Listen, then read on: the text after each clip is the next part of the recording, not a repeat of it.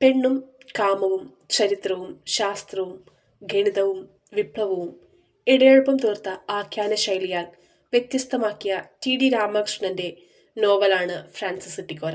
ഹൈപേഷ്യൻ ബാലികയുടെ മകനായി ഒരു Christmas രാത്രിയിലായിരുന്നു Francis ഇട്ടിക്കോരയുടെ ജനനം. തന്റെ പിതാവിന്റെ നിർദ്ദേശപ്രകാരം ക്രിസ്തുമത വിശ്വാസങ്ങൾക്കും ആചാരങ്ങൾക്കുമെതിരായ വിശ്വാസങ്ങൾ പിന്തുടരുകയും അത് പഠിപ്പിക്കുകയും ചെയ്തതിന്റെ പേരിൽ സഭാ നേതാക്കളാൽ വധിക്കപ്പെട്ട ചിന്തകയും ഗണിതശാസ്ത്രജ്ഞയുമായ ഹൈപേഷ്യയുടെ രഹസ്യ ഹൈപേഷ്യ വിദ്യാലയത്തിലായിരുന്നു ഇട്ടിക്കോരയുടെ വിദ്യാഭ്യാസം. കേരളത്തിലും ഫ്ലോറൻസിലും ഇടയ്ക്കുള്ള യാത്രകളിൽ കേരളത്തിലെ സാമൂതിരി മുതൽ ഇറ്റലിയിലെ നവോത്ഥാന നായകന്മാരായ ഡാവിഞ്ചിയും മൈക്കലാഞ്ചലോയും വരെ ഇട്ടിക്കോരയുടെ സൗഹൃദ വലയത്തിൽ ഉൾപ്പെട്ടിരുന്നെന്ന് പറയപ്പെടുന്നു. കച്ചവടത്തിലും ഗണിതത്തിലും മികവ് തെളിയിച്ച ആളായിരുന്നു ഫ്രാൻസിസ് ഇട്ടിക്കോര. എന്നാൽ അതിനെല്ലാം ഉപരിയായി പെൺവിഷയങ്ങളിൽ 18 നാടുകളിൽ 18 സ്ത്രീകളിൽ നിന്നായി 79ഓളം സന്താനങ്ങളാണ് ഇട്ടിക്കോരയ്ക്ക് പിറന്നത്. ഈ 79 സന്താനങ്ങളുടെ പിൻതലമുറക്കാരെ 18ാം കൂറ്റർ എന്നറിയപ്പെട്ടു. ഈ 18ാം കൂറ്റർ ഇങ്ങ് കുന്നംകുളം മുതൽ അങ്ങ് പാരീസ് വരെ വ്യാപിച്ചു കിടക്കുന്നു എന്നാണ് വിശ്വാസം. ഈ 18ാം കൂറ്റരുടെ പിൻഗാമികളിൽ ഒരാളായ സേവിയർ ഫെർണാണ്ടസ് ഇട്ടിക്കോര ഫ്ലോറൻസിൽ ജനിച്ച് അമേരിക്കയിലെ ബ്രൂക്ലിനിലേക്ക് കുടിയേറി പാർക്കുന്നു.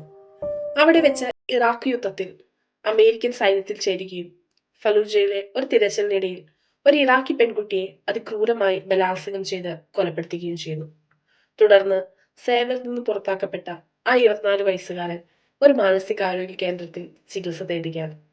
1 വർഷത്തെ ചികിത്സയ്ക്ക് ശേഷം മാനസികാരോഗ്യം പൂർണ്ണമായി തിരിച്ചുപിടിക്കാൻ കഴിഞ്ഞെങ്കിലും അയാൾക്ക് തന്റെ ലൈംഗിക ശേഷി നഷ്ടപ്പെട്ടിരുന്നു. തന്നെ നഷ്ടപ്പെട്ടു പോയ ലൈംഗിക ശേഷി തിരികെ പിടിക്കാൻ സേവർ ഒരുപാട് ശ്രമങ്ങൾ നടത്തുന്നുണ്ടെങ്കിലും ഒന്നും തന്നെ യഥാർത്ഥ ഫലം കണ്ടെത്തുന്നില്ല. അതിന്റെ ഭാഗമായി ന്യൂയോർക്കിലെ cannibal.comകാരുടെ കൂടെ ആഴ്ചയിലൊരിക്കൽ മനുഷ്യമാംസം തിന്നുന്നതായി സേവിയർ ഒരു ഘട്ടത്തിൽ വെളിപ്പെടുത്തുന്നുണ്ട്. ഇതൊന്നും ഫലം കാണാതായതോടെ അദ്ദേഹത്തിന്റെ അടുത്ത തിരച്ചിൽ തന്റെ തായ്വേരികൾ കിടക്കുന്ന കേരളത്തിലേക്കായിരുന്നു. ഇന്റർനെറ്റിൽ മോഡേൺ രതികേന്ദ്രങ്ങൾ തേടിയുള്ള സേവിയർ ഇട്ടിക്കോരയുടെ തിരച്ചിൽ അവസാനിച്ചത് കൊച്ചിയിലെ 3 സ്ത്രീകൾ നടത്തുന്ന ദ സ്കൂൾ എന്ന സൈറ്റിലാണ്. ദ സ്കൂളിന്റെ തലപ്പത്തിരിക്കുന്ന രേഖയുമായുള്ള സേവിയർ ഇട്ടിക്കോര നടത്തുന്ന ഇമെയിൽ ചാറ്റുകളിലൂടെയാണ് കഥ ആരംഭിക്കുന്നത്. തങ്ങളുടെ വിദേശ ക്ലയന്റിനെ സന്തോഷിപ്പിക്കാനായി അദ്ദേഹത്തിന്റെ തായ്വേരുകൾ തേടി രേഖയും കൂട്ടരും നടത്തുന്ന അന്വേഷണമാണ് പിന്നീട് ഈ പുസ്തകത്തിലുടനീളം നമുക്ക് കാണാൻ കഴിയുന്നത്. കുന്നംകുളത്തെ സാധാരണ കുടുംബങ്ങളിൽ തുടങ്ങി മതരാഷ്ട്രീയ നേതാക്കളിലേക്ക് വരെ ഈ അന്വേഷണം നീളുന്നുണ്ട്.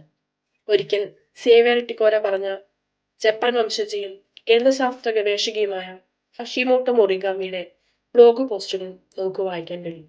ലോകത്തിന്റെ പല ഭാഗങ്ങളിലായി വ്യാപിച്ചു കിടക്കുന്ന ഈ 18ാം കൂറ്റർ പുറമേ കടുത്ത വിശ്വാസികളാണെങ്കിലും വിചിത്രമായ ഒരു കൂട്ടം ആചാരാനുഷ്ഠാനങ്ങൾ നടത്തിക്കൊണ്ടു പോകുന്നവരാണ്. ഇട്ടിക്കോരയെ അവർ കോരപ്പാപ്പൻ എന്ന് വിളിച്ചു. കോരപ്പാപ്പൻ എഴുതിയെന്ന് അവകാശപ്പെടുന്ന ഒരു വിശ്വാസ പ്രമാണം തന്നെ അവർക്കുണ്ട്.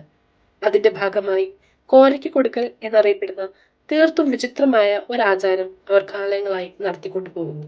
സേവിയർ ഫെർണാണ്ടസ് ഇട്ടിക്കോര കേരളത്തിലെത്തുമ്പോൾ അയാളുടെ പൂർവിക ചരിത്രം പറഞ്ഞു കൊടുക്കാൻ അത് അന്വേഷിച്ചു പോയ രേഖയ്ക്കും കൂട്ടർക്കും പിന്നീട് എന്ത് സംഭവിച്ചെന്നും ആരാണ് 18ാം കൂറ്റർ, ഫ്രാൻസിസ് ഇട്ടിക്കോര, ഹൈപേഷ്യ എന്നും എന്താണ് കോരയ്ക്ക് കൊടുപ്പെന്നും തന്റെ കൂട്ടരെ കണ്ടെത്താൻ കേരളത്തിലേക്ക് പറന്നിറങ്ങിയ സേവിയർ ഇട്ടിക്കോരയ്ക്കും ഹഷിമോട്ടോ മൊറിഗാമിക്കും പിന്നീട് എന്ത് സംഭവിച്ചു എന്നുമാണ് ഈ നോവലിലൂടെ നമുക്ക് വായിച്ചറിയാൻ കഴിയുന്നത്. കോരക്കൊടുപ്പ്, 18ാം കൂറ്റക്കാർ മുതലായ കഥാതന്തുക്കളിലൂടെ കടന്നു പോകുമ്പോൾ ബെന്യാമിന്റെ മഞ്ഞവെയിൽ മരണങ്ങൾ വായിച്ചവർക്ക് മറിയം സേവ, വെള്ളിയടത്ത് വീട് പോലുള്ള ചില സമാനതകൾ കണ്ടെത്താൻ കഴിയും. ചരിത്രത്തിലെ ചില വിടവുകളിലേക്ക് അതിസമർത്ഥമായി തന്നെ ടി രാമകൃഷ്ണൻ തന്റെ ഇട്ടിക്കോരയും ഹൈപേഷ്യയും ഒളിപ്പിച്ചത് പറയാതിരിക്കാനാവില്ല. ഏതൊരു വായനക്കാരനെയും ഒരിക്കലെങ്കിലും ഇത് യഥാർത്ഥമാണോ എന്ന് അന്വേഷിച്ചു പോകാൻ പ്രേരിപ്പിക്കുന്ന ഫിക്ഷനും ഹിസ്റ്ററിയും ഇടകലർന്ന എഴുത്തു ശൈലിയാണ് അദ്ദേഹം ഇവിടെ ഉപയോഗിച്ചിരിക്കുന്നത്. വായന ഇഷ്ടപ്പെടുന്നവരാണ് നിങ്ങളെങ്കിൽ ടി രാമകൃഷ്ണന്റെ ഫ്രാൻസിസ് ഇട്ടിക്കോര എന്ന ഈ പുസ്തകം ഒരിക്കലെങ്കിലും വായിച്ചിരിക്കേണ്ടത് തന്നെയാണ്.